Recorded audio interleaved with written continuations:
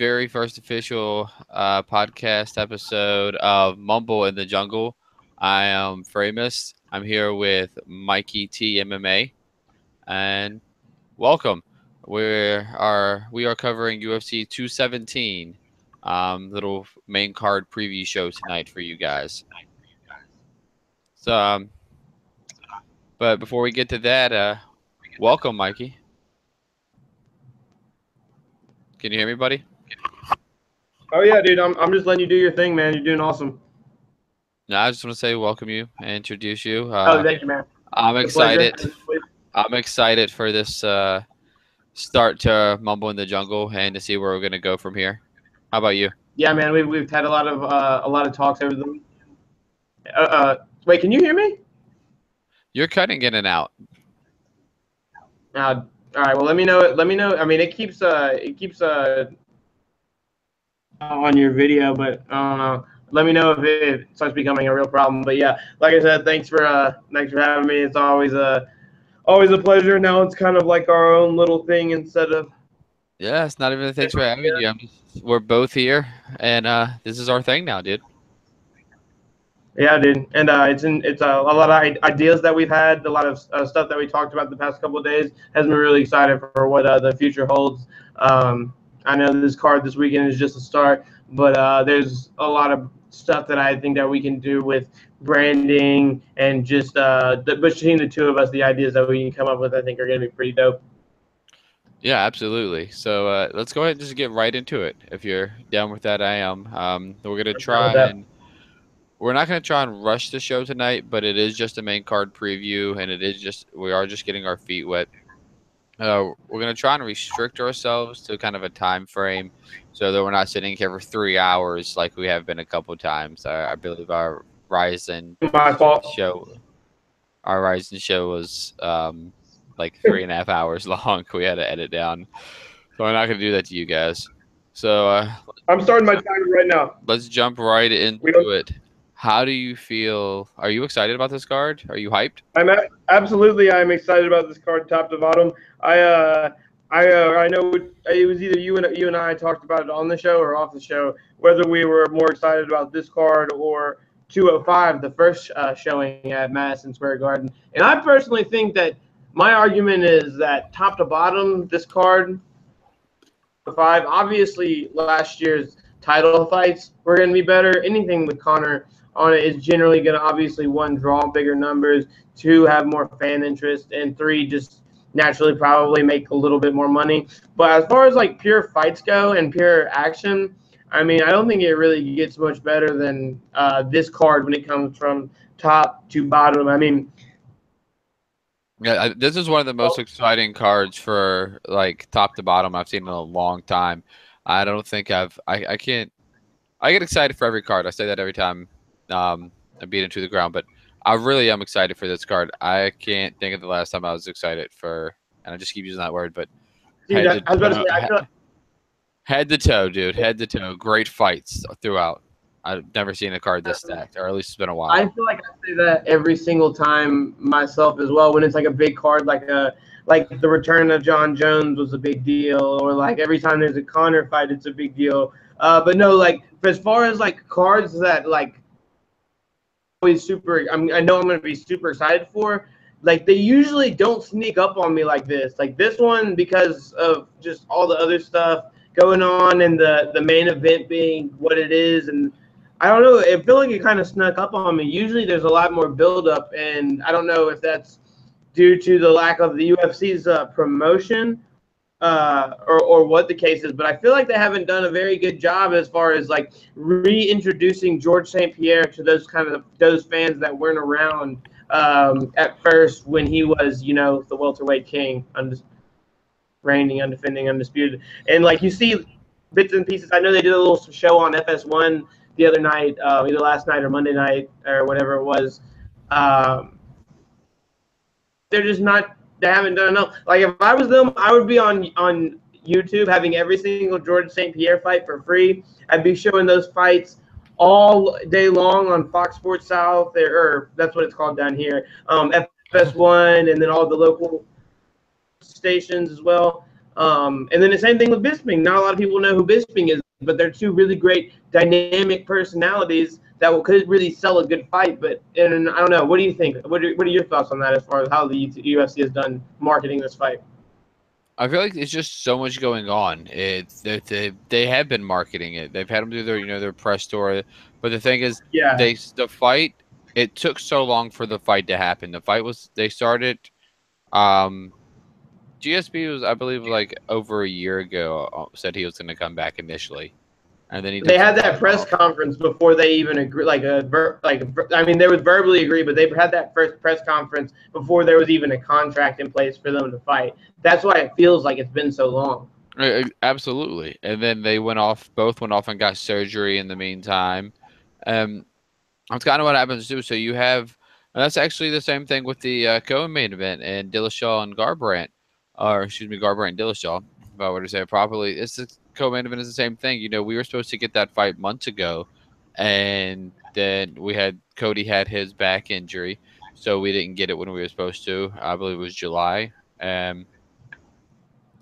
You know, it's it's just one of those situations where I feel like they both fights had the hype, and they still do have the hype, but they lost some momentum due to them taking so long to actually come to fruition. I completely agree. Completely agree, especially with the TJ and Cody thing, because even though I was honestly very, very sick and tired of their little shtick that they had going, because I watched that season of The Ultimate Fighter, and it kind of got old really quickly, if you ask me. And I don't know, I just wanted to see them fight and get it over with. And instead of that, we had to And take this time and to just let it marinate more so than it already was. they were red hot coming off of that season. They're like that. There Yeah. was a lot of momentum. That fight was, and it was a big letdown losing that fight at the time. I agree. Yeah, and especially for someone who was just in it for the sake of the fight. I didn't really care about the beef. The beef was what it is, but just stylistically, that fight. That's what I'm. There's so much that could happen. So many questions that need to be answered when those two guys get in the ring with each other. That's my favorite fight on the card. I mean, it's up there. Wonder Boy and Masvidal, like Wonder Boy and Garbrandt, has the possibility to be one of the just best fights ever. But there's something about the Garbrandt and Dillashaw fight that I'm just so freaking excited for, dude. So it has,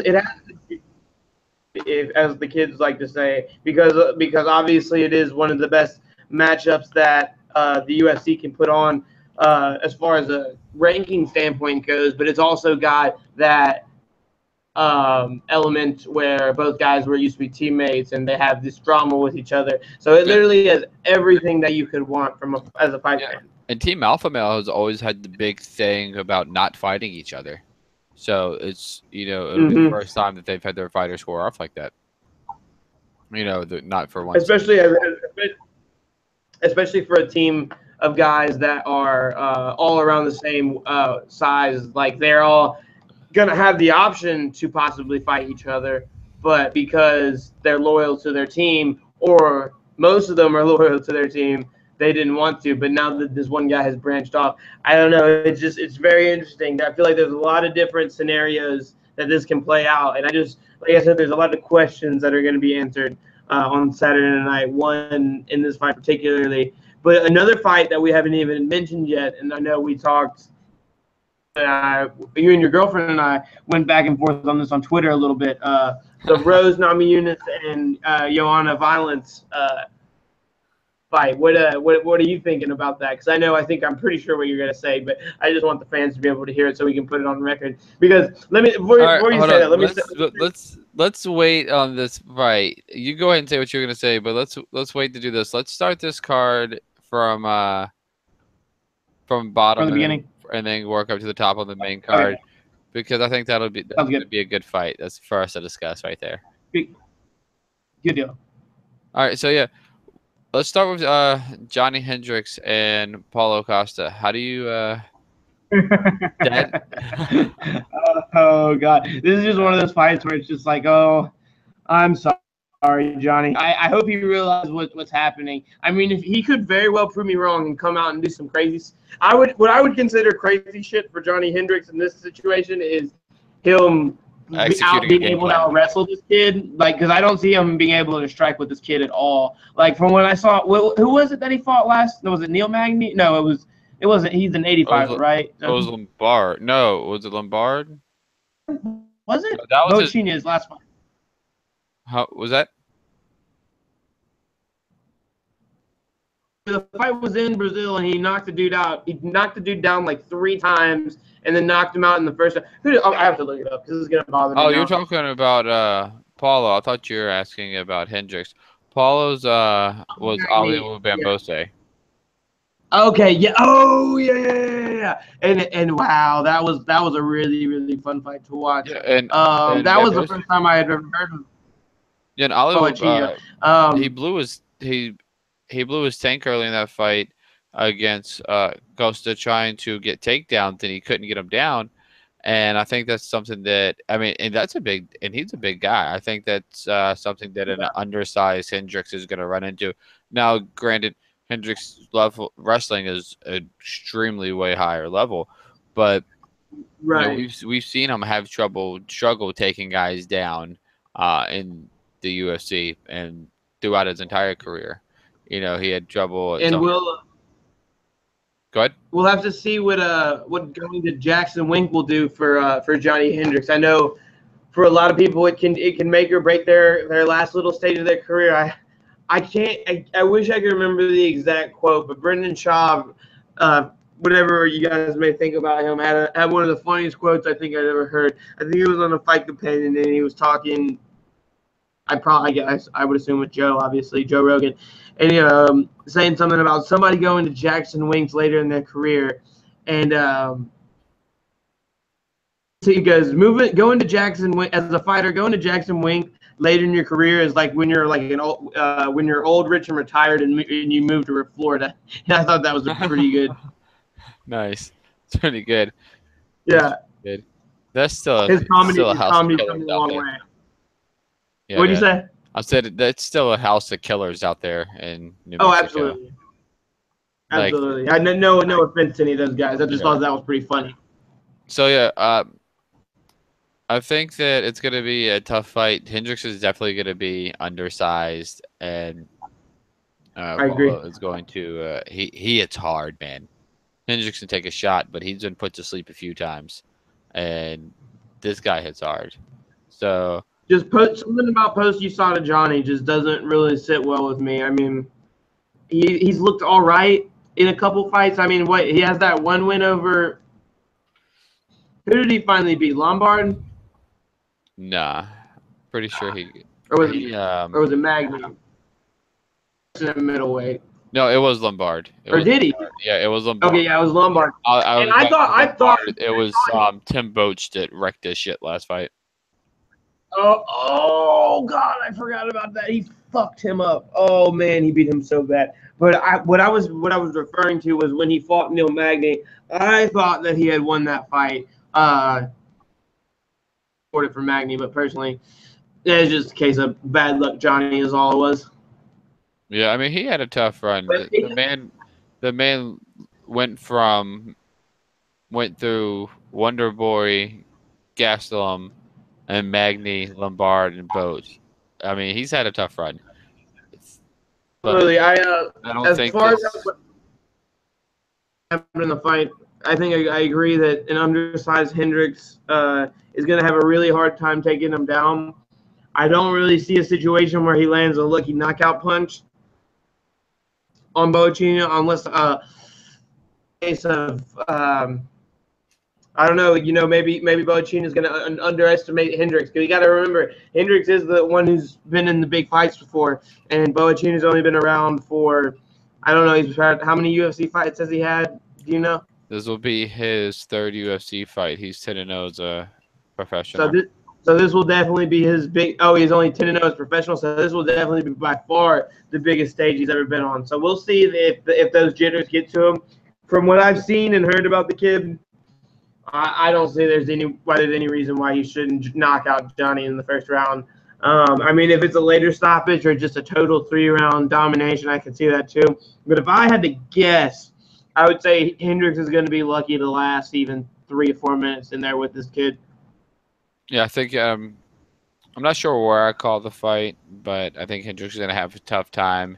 I think if he does win, it's going to be on takedowns and just grinding. I think he's going to have to grind this Yeah. one and avoid shots. He's going to have to pick his shots and just to set up takedowns and not trying to get into a scrap and rely on his hands. I mean, he has power, but he's also very undersized. But I'm gonna take Costa in this one as well. Yeah, that seems like a pretty easy choice. Now I want to hear your thoughts on this next fight, because this is my personal favorite fight on the card, believe it or not. Where there's a card where there's so many fights that could be your favorite. Stylistically, I don't think I could think of a better fight than this next one that we have. So tell me what you think about Wonderboy versus Jorge Masvidal. Oh, by the way, before you do that, did you see the little confrontation that Masvidal had with Bisping today? Yeah, I did see that. I was talking about it on Twitter. Actually, I'd like to know more behind it, and of course the controversy. Yeah, I don't know the whole backstory. I'd like to see more behind it and see if there's more video. But it's it's gonna, no matter what the backstory is, people are gonna get caught up at the end of the video that the slur that Masvidal went out and dropped. But what did he say? I didn't catch it. He dropped the Conor bomb on him. Say what? He dropped the Conor and Mayweather bomb on him. Why? I don't know why that's the word right now in combat sports or MMA, but we got a new F-bomb, guys, and it's come on. It's pretty childish. Somebody who was guilty myself of using, inappropriately using slang. Yeah, we talked about that before. And I'm saying, let's just move past this. Let's let that word go.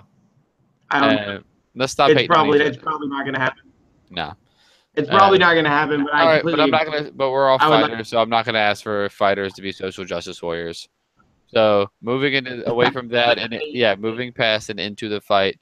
This fight is freaking insane. This is going to be dude, look.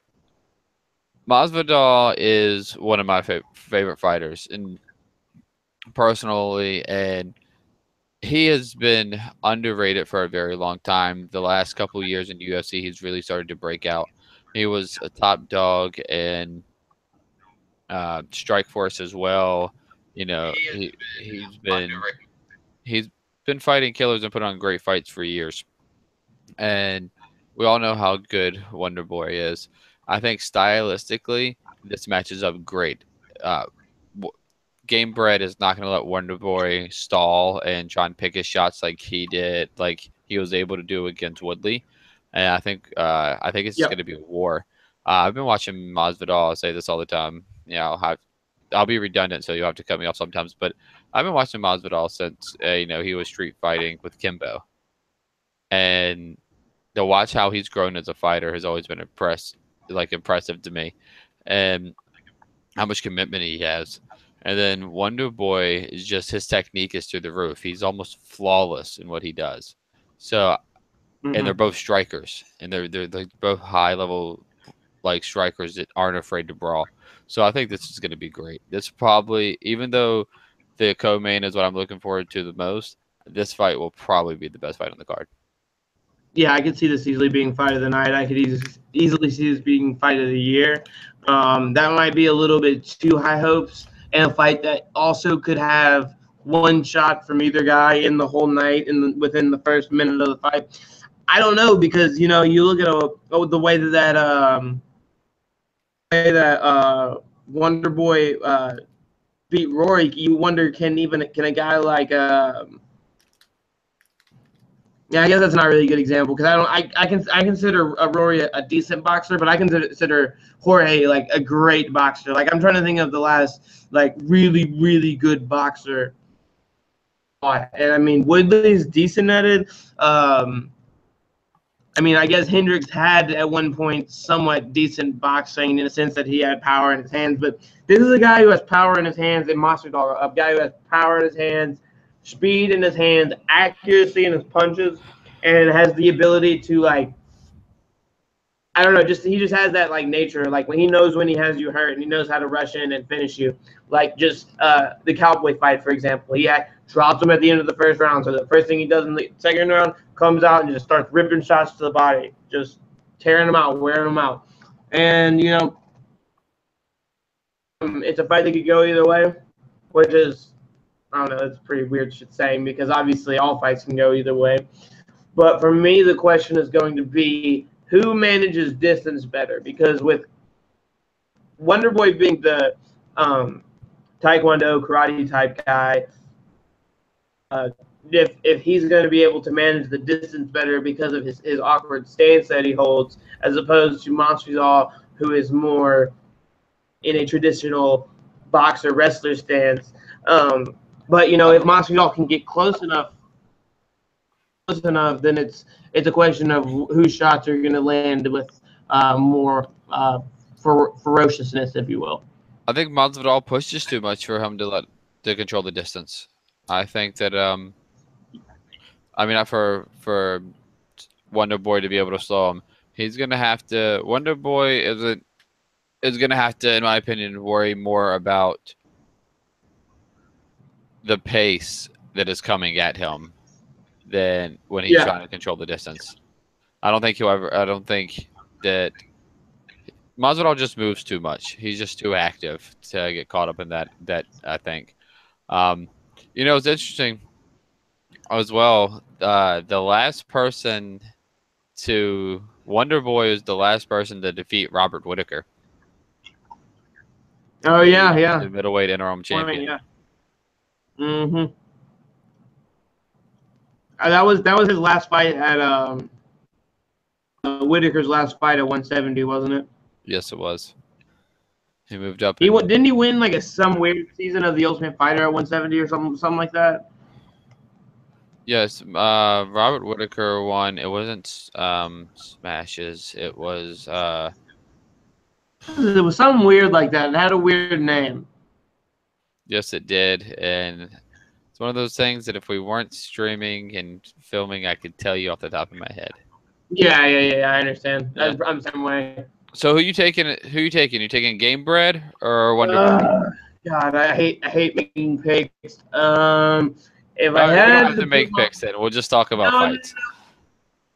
I want to, because I want to have the bragging rights in case I am right. Let's do it like this. Who are you picking? Are you picking Wonderboy? I'm taking Masvidal. I think it's his time right now. God, I don't want to just keep making the same picks as you, but I'm gonna have to go Masvidal as well. I would like to say that I would think that Wonderboy is gonna win. I could see a path to victory for Wonderboy. I could see it and I would not be shocked at all if the story is on Monday morning that Wonderboy knocks out Masvidal in the first round. And I wouldn't be surprised. Yeah, I take that back. I would be shocked. I would be shocked, but I would not be surprised if either of these men finish the other. Not. Sorry if I was talking over you. Your mic cut out there for a minute. You're good. You're good. Did you say that again? You'd be surprised if they finished. I wouldn't be surprised if either of them finished the other. Yeah, I can see it with the amount of violence, their potential for violence between the two of them in their hands, elbows, knees. All right, so we have two of the same opinion. Let's move on to the first title fight on the card: Joanna Champion and Rose Namajunas. And I think this is where we're gonna finally disagree, my friend. Young Jake Chick and Namajunas. Who do you have? What do you think? You tell me what you think about this one. I'm gonna get a lot of people who aren't gonna believe me and think I'm once again trolling like I was last time when I made our head-to-head pick. And the reason why I'm picking Rose has absolutely nothing to do. Once again, just like the last time, even though I said I wasn't gonna do it, it has absolutely nothing to do with the fight itself. I see something in Joanna that I saw in Ronda right before she fought Holly. Stop making that sound. Oh my God. Okay, there we go. Hopefully that stops. I see something in Joanna right now that I saw in Holly. This is pissing me off. I wonder if I can turn my volume down. Listen. No.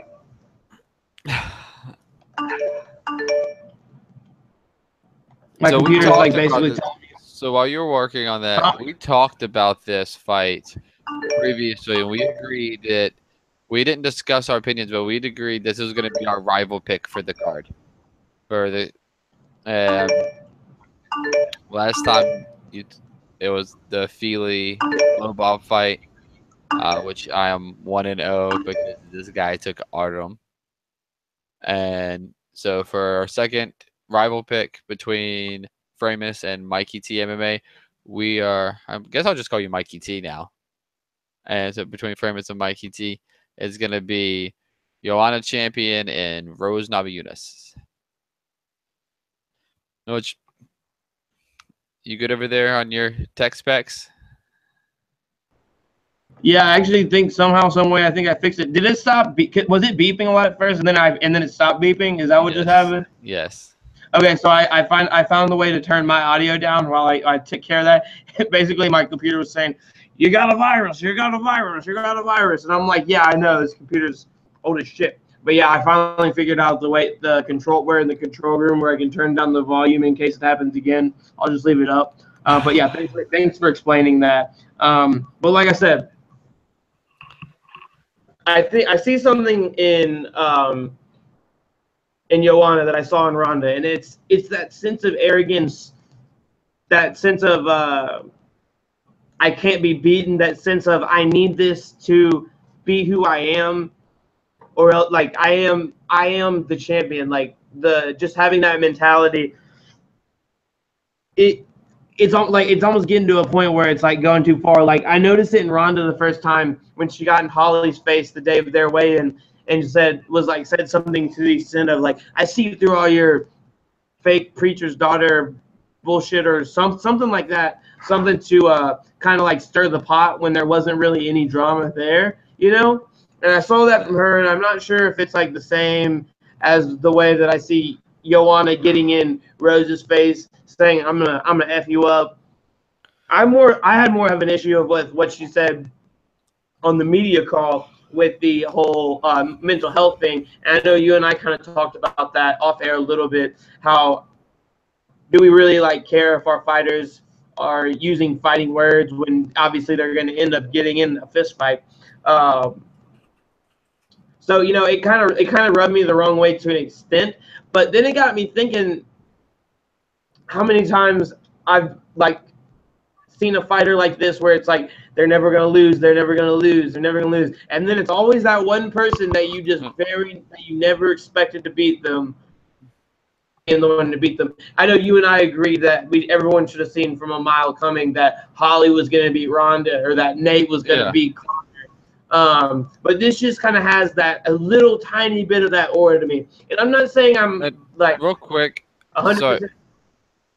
Yeah. Not to cut you off, but real quick, if anybody who's listening or watching isn't quite up to speed on what Mikey's getting at, during the press tour and the media tour leading up to this fight, Joanna took some shots at Rose over her mental health issues. Rose has been, in the last few months, has been very vocal about battling mental health issues with her and her significant other, Pat Barry, over the years.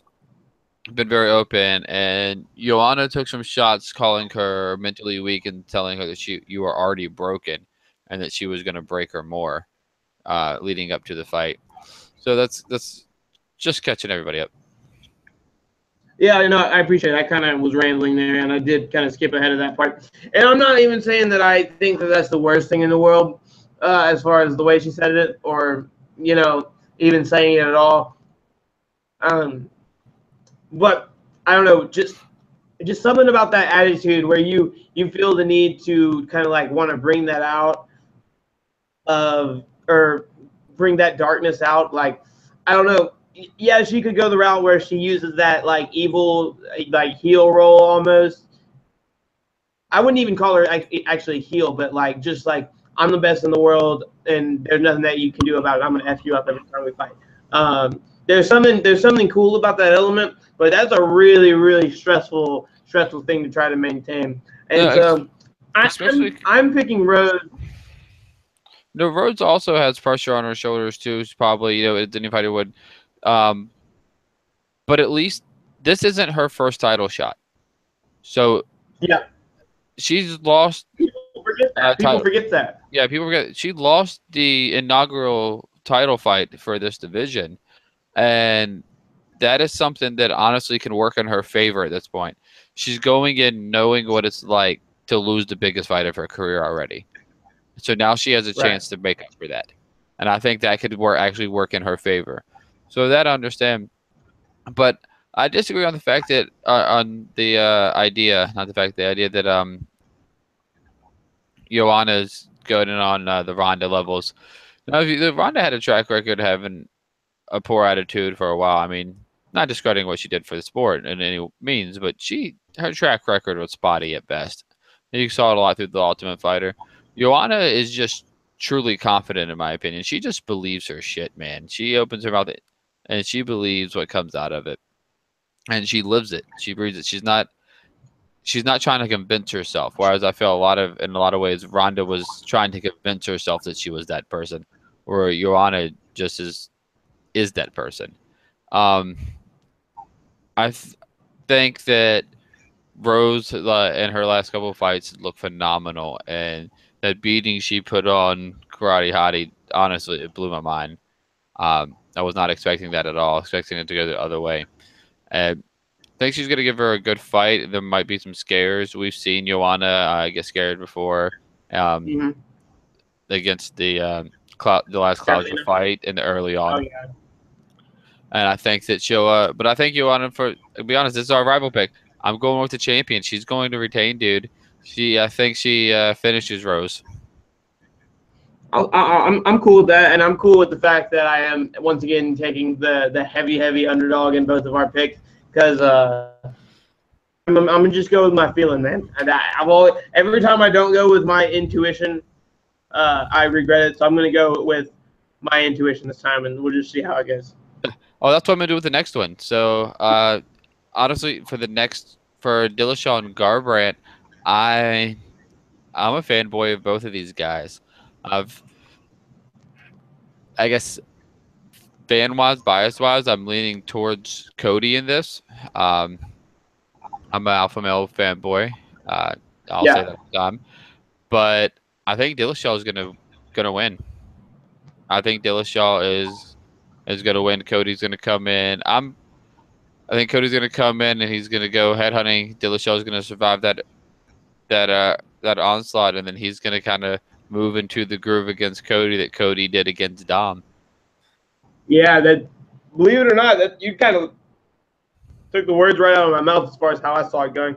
The only problem I have with that is there is a part of me that, because I am rooting for TJ, I would say. I'd say I'm a bigger TJ fan. As a fighter, I do like the fact that Cody, I do like his swagger, but I don't really like his personality, and I don't want that to really affect my view of the fight.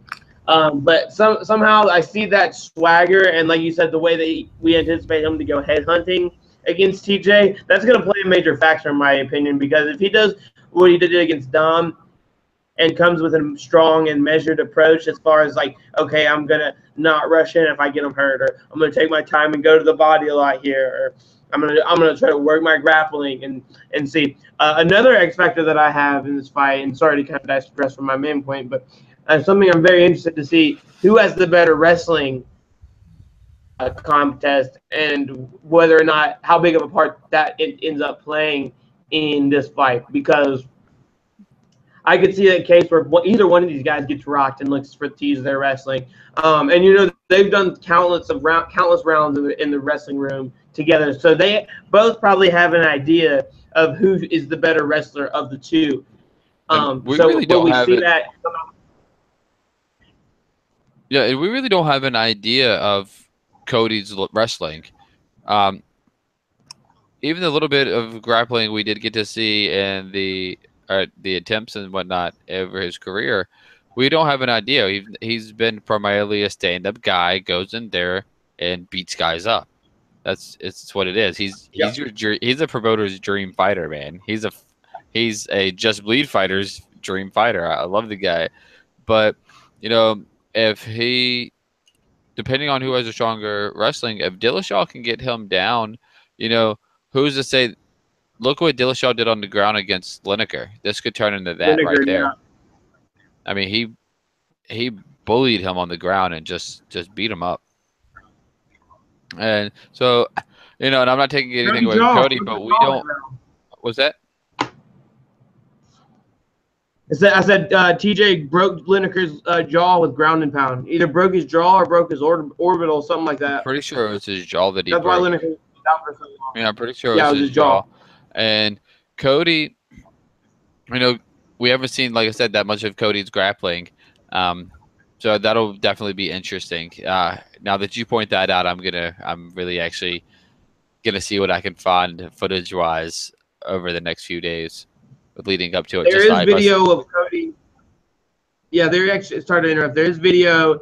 If you look online, of Cody in some grappling matches, very, very, very early on in his career. But you know, he was also a very high-level high school wrestler. Yeah, and I mean, if you look at his fight against Dom, there was the takedown that Dom hit on him, where Cody immediately reversed the position and ended up on top. I think they both ended up scrambling back to their feet.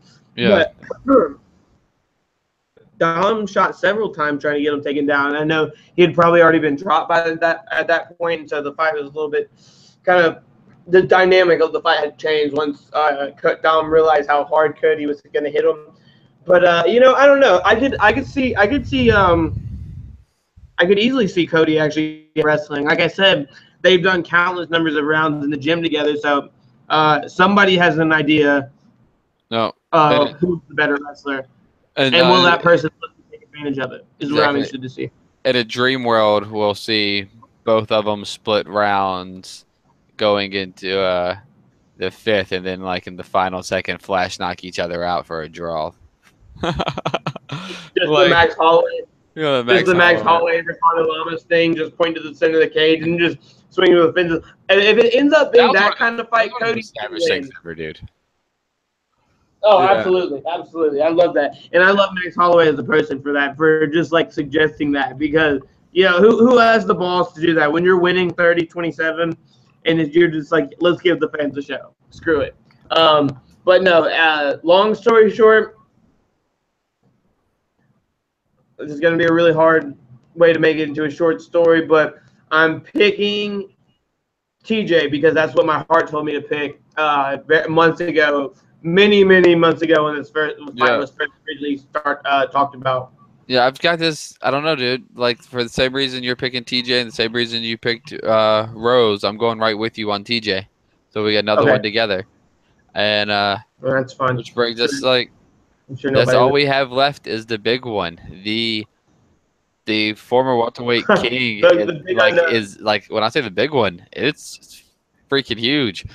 Georges St. Pierre is coming back for his first fight since 2013 in a close title defense victory over Johnny Hendricks, who was opening the main card. How fitting is that? I never even thought about that. How crazy times have been. How many times had Johnny fought since then? So it was the two Robbie fights. Then he fought Matt Brown. Boy. Then he fought Magny. He fought Gaslam. Johnny's fought like maybe legit 6 times since George has fought, and maybe won twice. He has fought 8 times and won twice. No, excuse me, 3 times. 3 times. He won 3 times because he won the first Lawler fight. Oh yeah, okay, that's hilarious. So he's 3-5. No, I don't. Like, losing is part of the sport. Winning, like, you can't win them all, but it's definitely been a fall from grace, and it's been a shame to see the fall for grace with Johnny because he has so much talent. But he's opening the card. He's jerking the curtain for George's return which is he's the He's guy actually who sent him Johnny. into retirement. So yeah, It's sad because Johnny is the sacrificial lamb for the possibility of Paulo Borrachini being the next big Brazilian star. That's exactly what's happening there. Yeah, and so Georgia's coming back against one of the most polarizing figures in the history of the sport, and definitely UFC, Michael Bisping. Well, By the the way, two guys. the challenge for the middleweight title, that is big to me. The fact that GSP not only that, aren't they tied for the most wins in UFC history? Whoever wins this fight will have the most wins in UFC history. Look that up. Going right now. Either that or with a win, Bisping will tie. No, currently it's a three-way tie between GSP, Bisping, and one other person for the most wins in UFC history. And I think, God, I can't remember. No, it is. No, it's Frank Mir. Frank Mir? Wow, that's interesting. I mean, Frank Mir is I'm sure I not to drop that F-bomb as much as I used to. It's a tie between Frank Mir, Tito Ortiz, and Michael Bisping. Oh, and then George is one behind him. No, never mind. That's about weight class. Sorry. Oh yeah, I was about to say. I don't. All fighters. There we go. And it is. No, that's the title. About. Yo, this Wikipedia page. I just remember seeing something on UFC tonight where Bisping was on the desk and they were like talking about whoever wins this fight either ties or for most wins in UFC history. Oh, is it Donald? It might be Cerrone. Cerrone might be the third one. All right, here we go. It is. All right, there it is. Bisping passed GSP in his last fight. That's what it was. So okay, Bisping has 20. GSP and Cerrone are 19. Maya and GSP, Cerrone, and Maya are 19. Hughes is 18, and Jim Miller and Anderson Silva is 17. Those are wins, right? That's not just, that's just total wins. That's total wins. Okay. And any bout fighters. So is that first and second most wins in UFC history versus each other? And that's interesting. That's great because if GSP wins, he gets to tie Bisping and gets a chance to defend the title and move past him.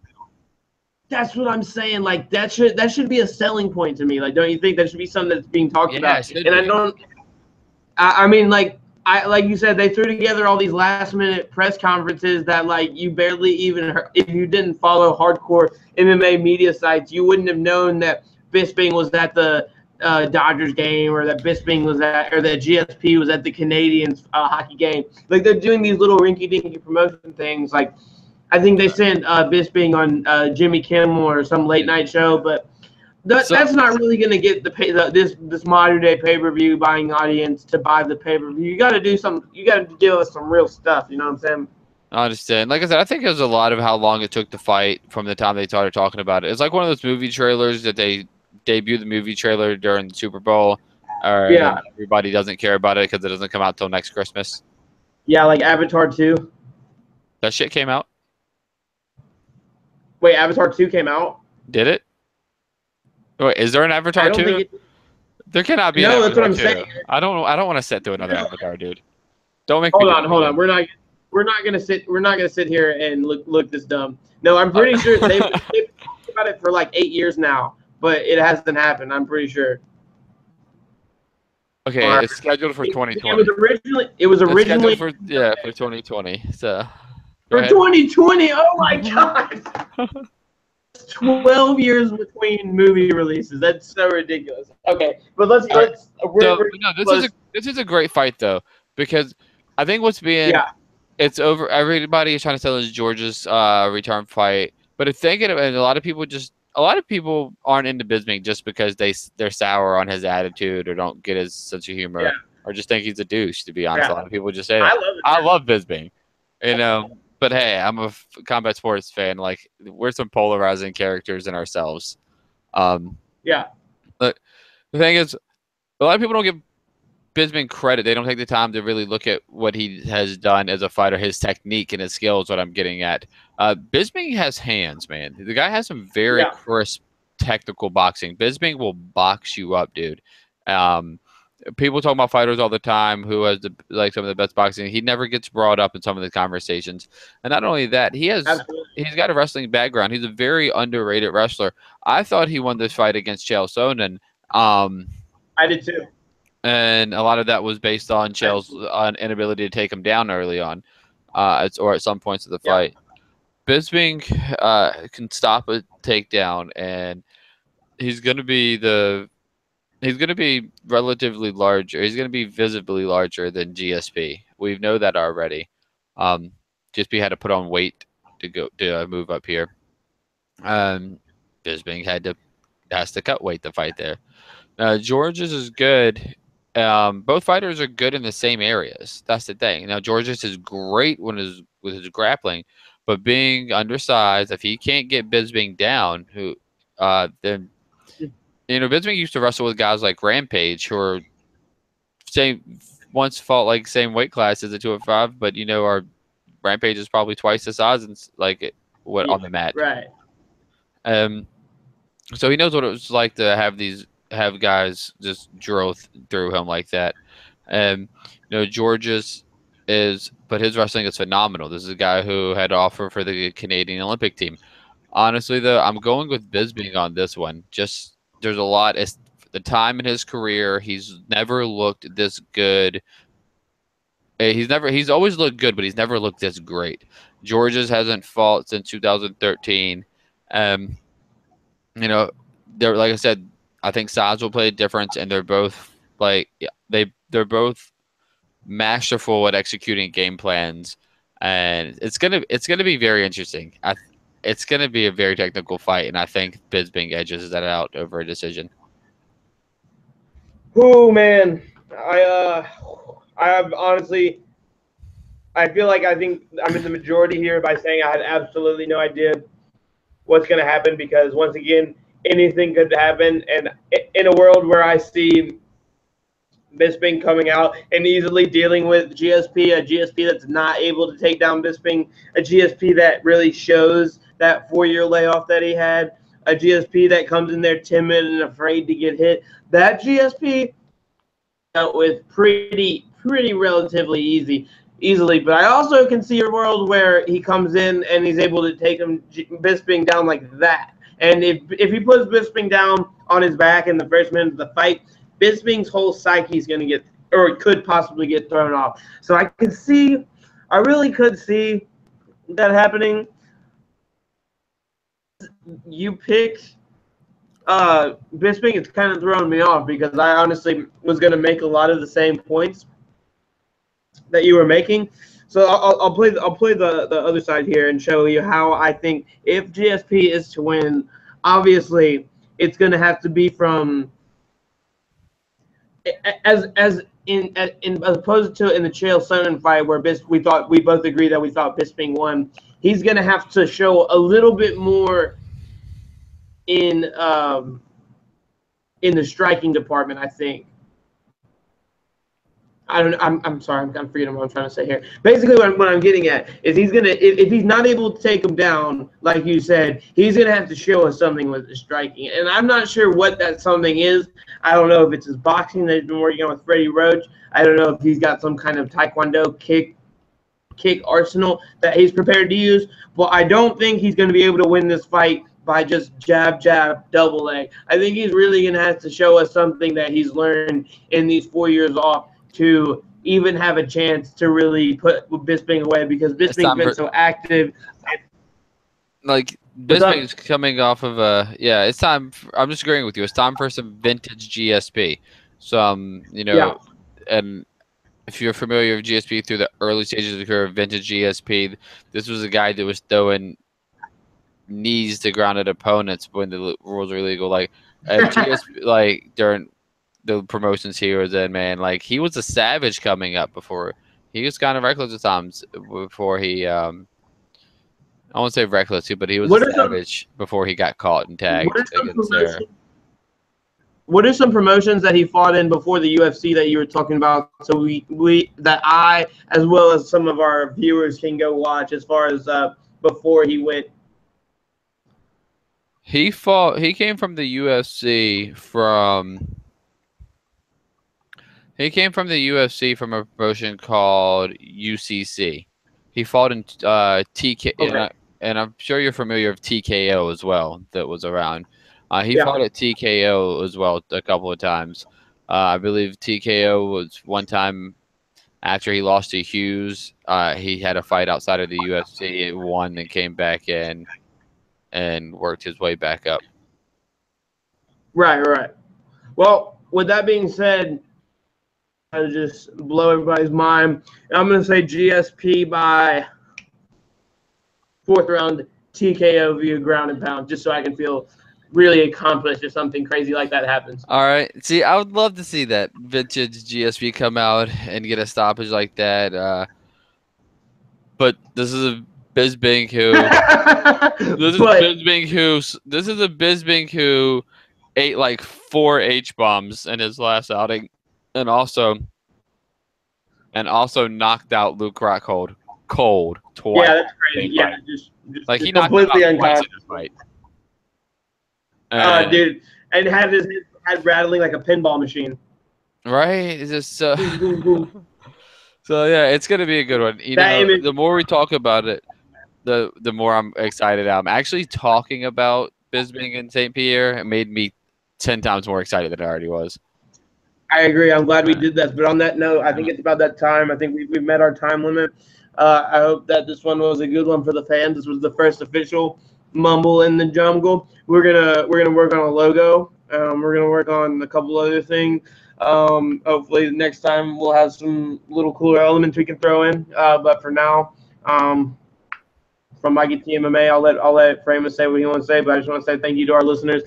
Hit that like button, hit that subscribe button, share with your friends, share with your mom, share with your pops. But thank you guys for watching, dude. It's been a blast. Fraymous, you got anything to add? No, man, I rolled us in and you took us off phenomenally.